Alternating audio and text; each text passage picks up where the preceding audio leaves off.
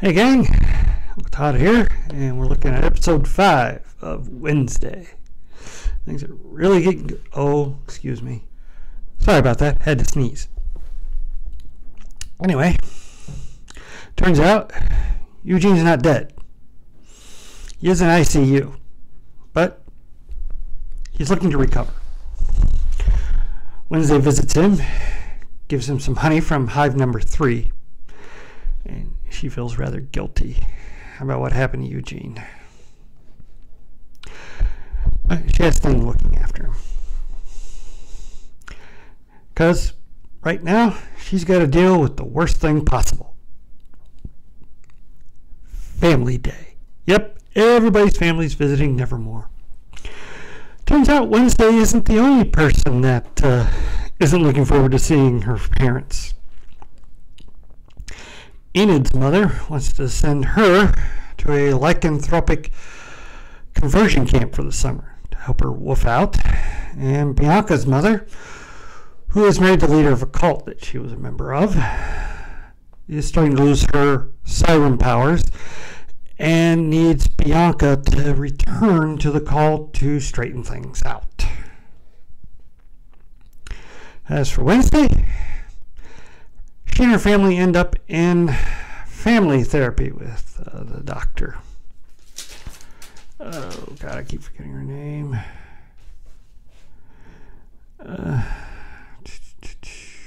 Dr. Kerwin. Anyway, during this family get-together, we learn that Pugsley kind of misses being waterboarded by Wednesday. That was cute. He also finds potpourri very delicious, as does Gomez. Wednesday wants to know about the murder her father was accused of, but Morticia shuts down any conversation on that subject. Which brings us to the sheriff, who gets a phone call that the coroner's killed himself. And he's left a note saying he feels guilt over having falsified the autopsy on Garrett Grant, the man Gomez was accused of killing. So Gomez is arrested. Wednesday goes to her father and finds his version of the murder, which was Garrett was a normie. The Grants being the major town family. They were the direct descendants of the founder, Kronshaft, I think his name was, and was infatuated with Morticia, but she was in love with Gomez. This was back in 1990 when they were teenagers. And during the rave that year, Garrett broke into the academy and attacked Gomez. And in self-defense, Gomez inadvertently stabbed him with a sword. The problem is, Wednesday knows her father's tells from their many games of Russian roulette and knows he's not telling the whole truth. She goes to her mother, who is in the Nightshade library, where she also learns that the Nightshades, originally founded by Goody Adams, was an organization originally that set out to protect the outsiders from the normies. But it's become just a social club now. More's the pity. And in her version of events, she was the one who had grabbed the sword and accidentally stabbed Garrett, and Gomez then took the blame to protect her. But something in Morticia's telling gives Wednesday the clue she needs to solve this mystery. And she digs up Garrett's body to prove her hypothesis. And they are both caught by the deputy and put in jail. But Wednesday managed to grab a finger off the corpse, which proves he was poisoned with nightshade. Neither one of them killed him. He was dying already. Once released on bail, they go to the mayor and reveal this information to him. And he explains that he was, when sheriff then, participated in the cover-up. Well, now that they've got leverage on the mayor, Gomez is released. The sheriff apologizes to him, and they actually have come to an understanding with each other.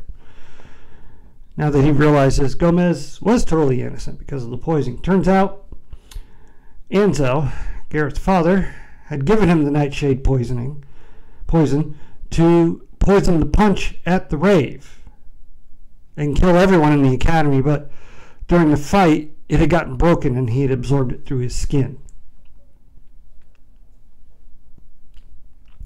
Also, the rest of the Grant family is dead.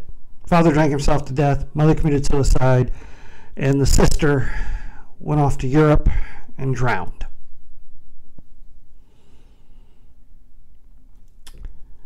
Well, Wednesday finally confides in her mother that she has been having visions, and Morticia explains that the visions are a reflection of her, who she is.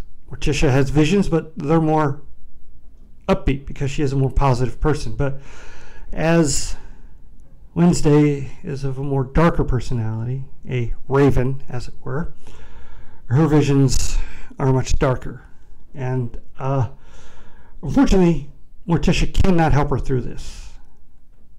That is done by an ancestor from beyond the ages, which Wednesday has already been in contact with, Goody Adams, but she is warned. Goody's thirst for vengeance consumed her and drove her insane. This is a very difficult time for Wednesday. She's going to have to thread very carefully. Enid tells her mother she's not going to conversion therapy. She'll wolf out when she wolfs out, and it'll be on her own timeline. Mother's disappointed. Dad's proud of her. You do you. And Bianca agrees to go help her mother one time after the semester ends. And then they will hear from her. They will never darken her doorway again. All that stuff. Also, Wednesday discovers that, using her mother's old yearbook, that Principal Weems is a shapeshifter. And that Rowan really is dead. She confronts Weems about this, but Weems confesses, but everything was covered up to protect both the town and the school. And the parents of Rowan agreed. Rowan had been losing his grip on sanity because of his powers. Wednesday's kind of chagrined about this. And then someone sets fire to the front of the school with the message, "They will all burn."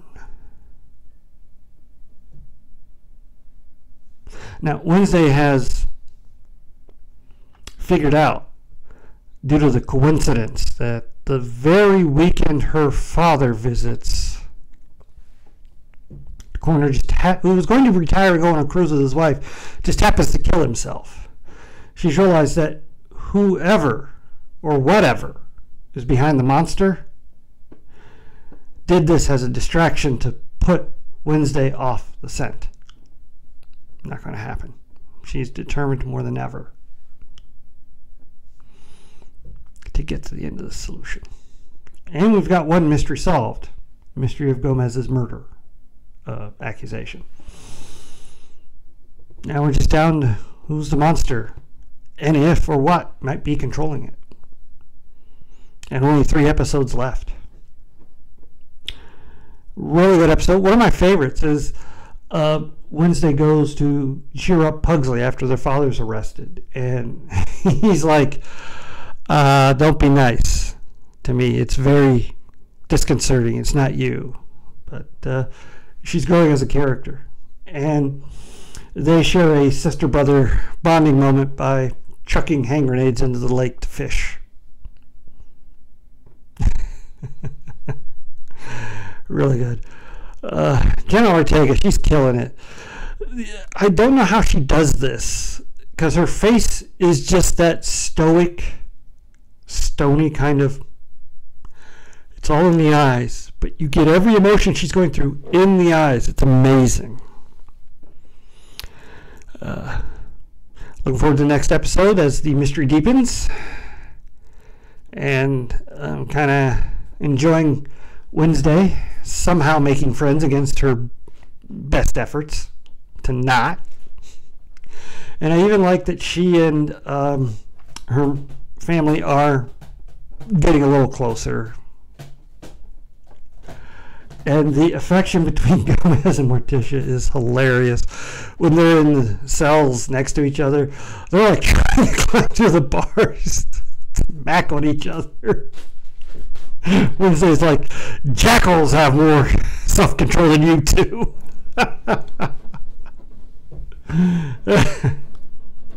I don't know why everybody is complaining about Luz Guzman and Catherine Zeta-Jones. I think they're great as Morticia and Gomez.